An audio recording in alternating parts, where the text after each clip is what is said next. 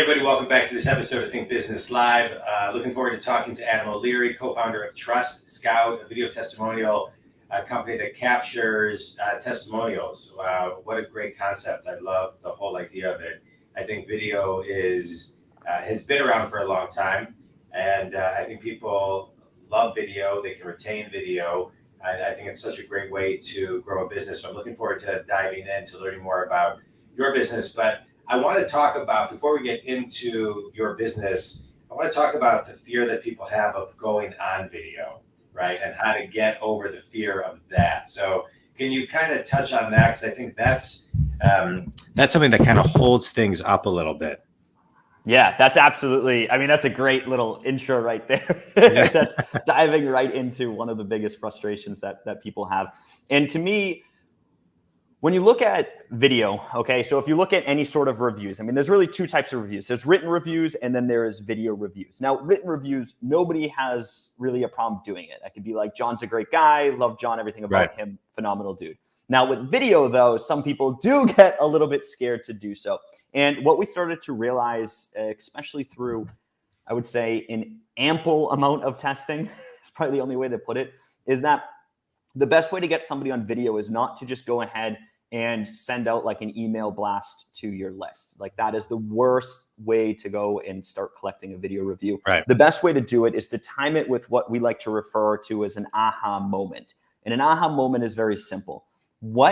At exactly what moment does your customer get your product or service? Mm-hmm. At exactly what moment are they like, wow, okay, this is amazing. So if you're like if you're selling a e-commerce product, for example, that aha moment is the second the user uses that product. If it's a software product, at the moment that they install that product to their site or that service to their site, that they're like, whoa, okay, wait a minute, I can see the results are happening. So you're looking for what is that aha moment, because when a customer experiences that and they say, oh, this is the coolest thing since sliced bread, right. That's the moment that you want to ask them to jump on camera, because that's the moment when their resistance is at their lowest. Yeah, I love it. And so when you ask them to do that, is it best in your experience to kind of give them a template to follow, to have them kind of go and just do it how they want? I think that, to me, would be the holdup, right? Because I think video testimonials are great. I personally can't use them because I don't tell people who my clients are, although I do have some video testimonials when I do keynotes and things of that nature. Mm-hmm. But I think that's the problem too, is getting people to know what to say. So maybe to give them like some type of outline of how to kind of have the conversation flow. Yeah, don't ever have your customers try to figure out what they're trying to say on their own. We tried doing that in the initial stages and it doesn't work. Your customers need to be guided through exactly what to say. And we built that into the platform because we started realizing probably 20 to 30 days in is once we started to realize like, oh my God, these customers really need guidance. Because what will happen is people will be like, oh, Think Business Live, it's the best podcast I've ever heard in my life. And that'll be it. They'll just end and be like, thanks, John. So you never, ever just leave it up to the customer's thoughts. Instead, what you do is you create something called a hero's journey. A hero's journey is very simple. This is the problem that I was facing when I was trying to make the decision to go reach out to somebody. Yeah. The second part is, how was the experience working with John, for example, or what was the biggest win that you've had with John? And then the third part is, what does the future look like? What does the next 6 to 12 months look like? And the reason for that is very specific, is what we found with video reviews is that really one of the reasons that they work 4 million times better than written reviews is because you're able to go out and share that problem. People are able to connect with that individual's problem. Because just think about it. Right now you're sitting behind a computer screen or you're in the car. Right now you're facing a very specific challenge of yourself. Right. When you go to look for that solution, in your mind, you're wondering, can John solve my problem? Right. And if John tells you I can solve your problem, that's one thing. But if somebody else who's already worked with you before goes ahead and says, well, I was facing this problem and then John came ahead and was able to help me with it. Now, as the person listening to that video review, you're saying, whoa, I'm going through that situation as well. And that's what makes a good video review. Yeah.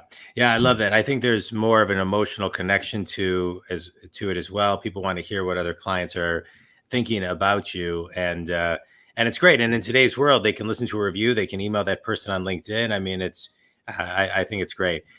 Let's rewind for a minute and talk about the birth of the company, because I always like, to me, success is not a straight line. And how did you build this company? Where did the idea sprout from? And just kind of talk about just the backstory of the company for a minute. Yeah, sure. So it wasn't intentional in any way, shape, or form. Probably the best way to put it. So we run an agency ourselves, and for us, we did copywriting, we did webinars, sales funnel building, and all that type of jazz. And for us to write good sales copy, or for us to convert, we really needed to understand the customer's challenge. Like, why did they decide to buy from this company? Like, what is the real win that they get out of this solution? And we were going and we were working primarily with software companies. And the more that we started to work with them, the more that we were able to go and identify like kind of all the stuff, we started to realize that we were turning down probably about 80 to 85% of the potential clients that were coming through. And our whole business was run through strictly referrals. And the reason that we were turning these guys away is because I can write sales copy or I can make a webinar about how great your product or your service is. But if you don't have other people backing up that statement, if you don't have those proofs, if you can't share those problems that other people were having and the solutions that they were able to have, it's very hard to convert. And when we took on clients, we need to make sure that the conversions were a certain rate because we want to make sure that our clients can get their money back multiple times over. So if we didn't think that we could do it, we would just say no. So what we did is we were turning them and saying, hey, if you can go out and collect reviews like from your customers, that would be great. And then come back to us and we'll help you out. And what happened in this is that we were sending them to go out to other places and they would never come back is basically the problem, is that they would say, okay, yeah, absolutely. I'll go and collect reviews right now. I'll go shoot out an email blast. I'll go do this. And we'd be like, great, we'll talk to you tomorrow. And tomorrow never came. Yeah. Is really what the issue came down to. So we built it more out of necessity for ourselves. And we built it so as an agency ourselves, we could manage all of the client's account. And instead of saying something along the lines of going ahead and reaching out to these guys and saying, oh, give me 1 second. Can you grab that phone really quick? So instead of reaching out and telling them, hey, you need to go to these other guys, we would say, hey, we can bring this in-house. And once you bring it in-house, now we can go get those video reviews in the door within 24 hours, use that as the tool to then now go and do the copy that we needed. So it was almost like a little homework assignment right from the initial bat. But since it was in-house, it was 10 times easier. Yeah, no, I love that. I love that. And so I want to talk about video some more because I still think it's such an untapped market. I appreciate the backstory. I love it. But, I think people are so hesitant, I think, to ask people to do a video testimonial. I think people are hesitant to do video. And to me, I mean, if I heard a long time ago, and I can't ever source this, but I heard this or read this somewhere that a 30-second video is equivalent to 3.5 million words read from a retention standpoint, from and so to me, even if they're 80% wrong, then it's still a great number. And so, people are busy today. It's easier to listen. And yet the studies show on the internet that people aren't even really listening to video. They're watching it, but reading the captions. And so just kind of talk about how and why to get more engaged in video, just in general.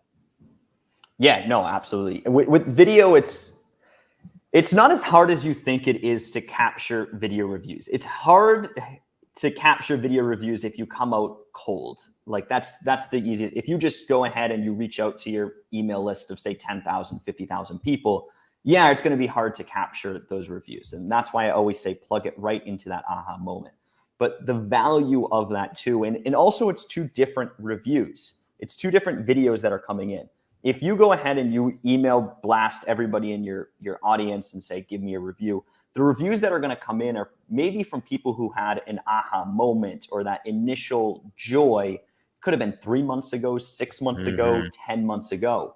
And that's a very different tonality and a different expression on their face than somebody who just experienced that aha moment. Yeah. Where video reviews really shine more than written reviews is that anybody can jump on video and say, this is a great product. I definitely support this product. Great work with it. But that's one type of review, and that's what you get from a lot of the email blast. But if you go ahead and you tie it into that aha moment, you'll have people going, wow, John was so much fun to work with. I mean, really, I was struggling first. I couldn't figure out how to really get my business to grow. And now we're scaling like crazy. When you see that emotion, that reactions on somebody's face, that's where it's worth a million times more. No, I agree with you. Let's talk about location, backdrop, setting. I personally don't think it matters today. I think in a world, especially, I think it was mattering a lot less pre-COVID and post-COVID. I think people aren't even paying attention to, where you are, the backdrop, the dogs barking, the phone ringing. Nobody hears it anymore. It's not a big deal. So, and on your site, you have a collection of people, and they're, you can tell that they're just kind of, in their element. They're not really, trying to do a green screen or anything of that nature. So just kind of talk about the rawness and the vulnerable, just being vulnerable and the rawness of just the footage, the lighting, just everything about it. Yeah. So we had to make this decision very early on for the direction of the software, basically. And it was going to be, do we go more raw, like kind of like raw footage, people holding up a phone, walking and just doing their normal thing and their normal activity? Or do we try to have that more professional look and feel to it and those types of things? So what we ended up doing is we did a little bit of research on our own, and I even asked a lot of family members. I asked a lot of friends and stuff like that. And what I would do is I would have them go on just sites. And I picked these sites out, and some of those sites had very professional look and feel videos to them. And other ones were a little bit more raw, and they were much quicker. And what I started to realize is that on the hyper professional videos, the ones where you have the videographers, they sit them down at a green shoot, like what a lot of speakers do is probably the best way, like the public speakers. My friends and everybody who's checking out those sites, they would usually click on the video, and within a couple of seconds, they would just scroll past it. It was almost like, okay, it exists. That's great. But you could clearly tell that it was so set up. And that's one of the reasons I think that they didn't want to listen to it, because it's okay to hear a video review, but if you can clearly tell it's scripted, that's not enjoyable. Like, you don't want to listen to that. You want to listen to the guys who have gone out and are just giving a 30-second little spiel about their personal experience with you. And that's what we saw happening, is people were more gravitating towards those quicker 30, 60-second type of videos of them really explaining their problems, their solutions, and why they like that service or that product. Yeah, I love it. I love it. Who's your ideal client? Yeah, so for Trustscout, we attract a lot of agencies, freelancers, and people who are looking to go ahead and use the service for multiple locations or multiple areas. Because when we built the software, I mean, we built it for ourselves to have our clients inside of it. And when we went and we started bringing it off to the world, we started just duplicating what we were doing and handing it off to people. So these are usually individuals that have multiple products that they're promoting, as opposed to just one single one. Maybe they have multiple locations that they're looking for. So like a big franchise or something along those lines. Or just people who offer these different little services inside. Like we've even seen yoga studios, for example, that will go ahead and have multiple types of yogas, and they're collecting for each of them. Yeah, I love it. I love it. I think it's what a great service. All right, quick speed round. You ready? Let's do it. Favorite book and why? Ooh, favorite book and why. My favorite book. Oh, what was it? Oh my God, I read it. Well, I love the 10X Factor. That to me is probably one of my favorite from Grant Cardone, and I love it just because it really starts to reshape your mindset to just staying focused, like staying focused on the actual executionable steps that you can go ahead and do, and not pray that the number continually goes up. Yeah, I love it. Best piece of wisdom you've ever received? That there's only two things in business: traffic and sales. That's good. I like it. All right. Tell everybody where they can connect with you and reach out if they want to learn more or get your products. Yep, they can go ahead and reach out to us at trustscout.io, and there they'll be able to schedule a demo to check out the whole software. I appreciate it. Well, Adam, this is great. I thank you for creating a product that really will help people grow their business. I'm a business coach. I work with people to get them unstuck. I'm always talking about the power of video, and video as far as educating and getting yourself out there. But video testimonials are also great as far as boosting and accelerating and getting the word out there about your product. So I think it's great. I appreciate you coming on. I know you're calling in from Colombia, which so it's great. I don't know, what time is it there now? It's 1 hour behind Eastern. So. Oh, okay, so not too bad, not too bad. Yeah. So I appreciate you calling in. Think Community. If Adam's company can help you, don't hesitate to reach out to him. The website is Trustscout, TRUSTSCOUT.io. Right? I got that right? Yep, you got it right. Okay. All right. Think Community, thanks very much. Adam, appreciate it. This was great. And thanks for being on the show. Thanks so much, John.